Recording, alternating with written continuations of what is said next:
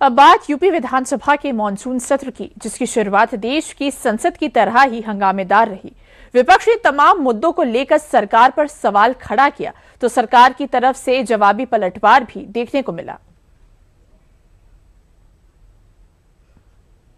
मैं विश्वास करता हूं कि प्रदेश के हित के लिए, 25 करोड़ जनता के वेलफेयर के लिए, उनके विकास के लिए विधानमंडल की इस कार्रवाई को शांतिपूर्ण ढंग से चलाने के लिए हमारे विपक्षी साथी नकारात्मकता की राजनीति को छोड़ करके एक सकारात्मक राजनीति को आगे बढ़ा करके उत्तर प्रदेश के इस बदले हुए परसेप्शन को प्रदेश के विकास के लिए और प्रदेश की समृद्धि में अपना योगदान देंगे।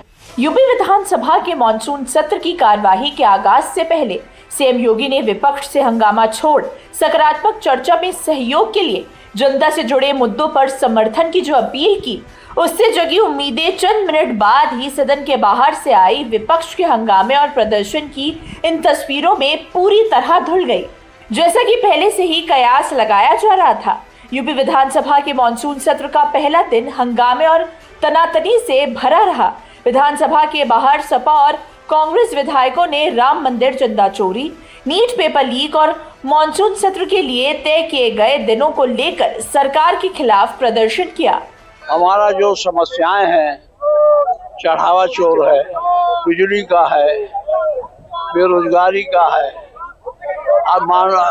कानून व्यवस्था है, इस सारी बातों पर कब से चर्चा होगी। आज ये प्रदर्शन उनके खिलाफ है, हम जवाब नहीं तय करेंगे।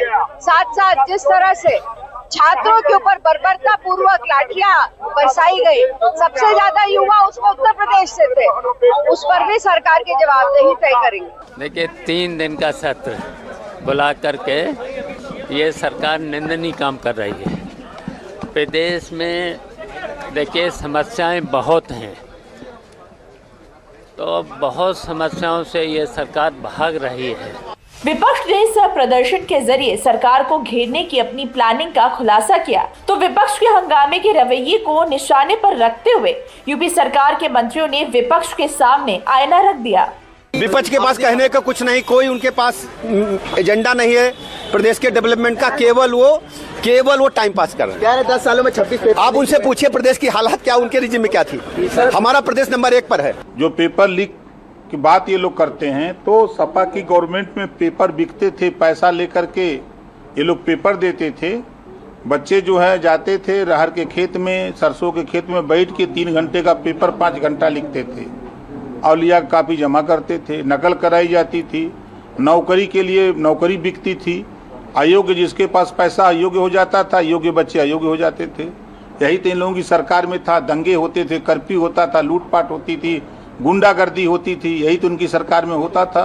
विपक्ष और सरकार में वार पलटवार के बीच सोमवार को विधानसभा की कार्यवाही शोक प्रस्ताव के बाद मंगलवार सुबह 11 बजे तक के लिए स्थगित कर दी गई।